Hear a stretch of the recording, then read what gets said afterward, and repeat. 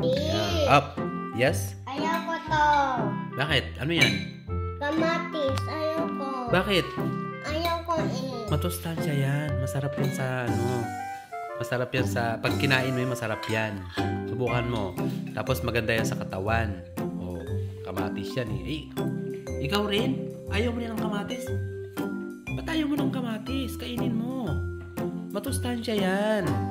Naku, alam nyo ba? Ang dami nagugutom.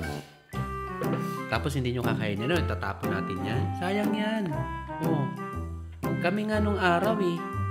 Magtatrabaho muna kami para lang makakain kami at makapag-aral. Yung mga tita namin, yung mga lolo't lola nyo, mama nyo, naku, tatanim muna sila ng palay para lang sila makakain. Eh kayo, nasa Canada na kayo, nakakain kayo ng masarap, plus may service pa kayo, o nasa private school pa kayo.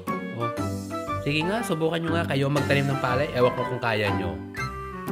O, Eh, wala naman pala dun sa labas. Ang lamig-lamig eh.